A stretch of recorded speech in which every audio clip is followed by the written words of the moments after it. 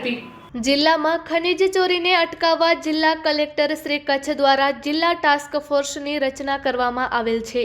આ જિલ્લા task force team દ્વારા જિલ્લા કલેક્ટર શ્રીના માર્ગદર્શન હેઠળ ખાણ ખનીજ ચોરી અટકાવવા ચેકિંગ હાથ ધરવામાં આવેલ, જે હેઠળ ટીમ દ્વારા તારીખ 20 નવેમ્બર 2025ના રોજ માંડવી તાલુકાના શેરડી ગામની ફોરેસ્ટની જમીનમાં વનતળાવ પાસેથી બેન્ટોનાઇટના ગેરકાયદેસર ખનન કરવામાં આવતા એક હિટાચી અને 2 ડમ્પર, જેમાં અંદાજે 2000 ટન બેન્ટોનાઇટથી ભરેલ જથ્થો કબજે કરવામાં આવેલ છે।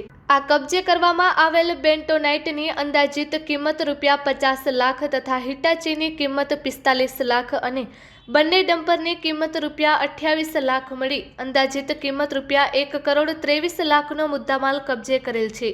કબજે લીધેલ મુદ્દામાલ અને વાહનો હાલે ફોરેસ્ટ કચેરી ખાતે રાખવામાં આવેલ છે, જેને આગળની કાર્યવાહી માટે આગળની તજવીજ હાથ ધરવામાં આવેલ છે।